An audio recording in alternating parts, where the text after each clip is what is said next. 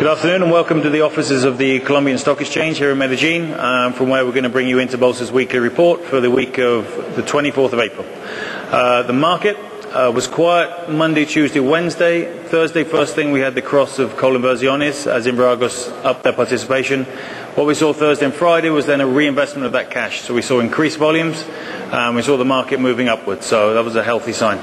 The test market, the test 2020 specifically, closed below 9% on the yield, and that is the first time since January 2007. So the bond market again well bid. The thought process is how long far these bonds go down before we see some rotation out as yields drop. The peso was driven this week by the government's request to the IMF for a 10.4 billion standby loan. Obviously that's going to underpin the peso somewhat. They may or may not go for the loan, but it definitely helped the peso this week, which closed at 22.90, which is a good sign. On the political side, last weekend we obviously had the Summit of the Americas, from where there was relatively little news. But during the week we've seen growing optimism in the local press regarding a US free trade agreement, which did appear dead during Obama's election campaign. But now he seems to be taking a warmer view, and the comments of Ron Kirk yesterday definitely helped that.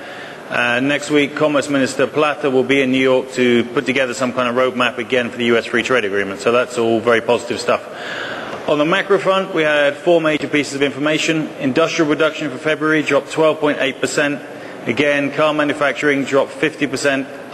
There's some very weak data, and there seems little optimism right now.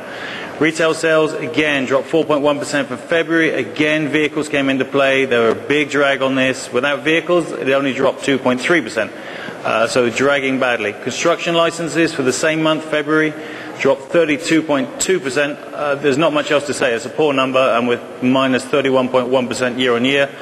The construction sector really now has got to hang its hopes on the government and its infrastructure program. But again, that all depends on how long it takes them to get from discussing the matter to actually implementing the matter.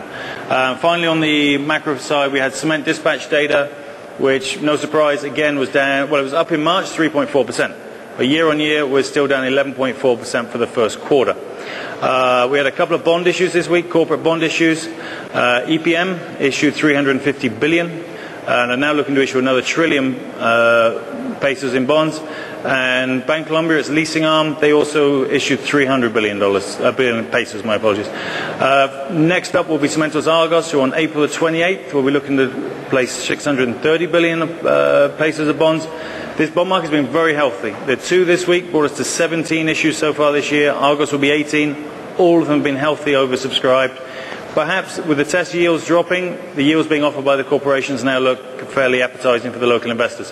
Finally, on the corporate side, I'll focus on three major pieces of news. Exito had numbers out this week. We've downgraded it from a buy to a hold.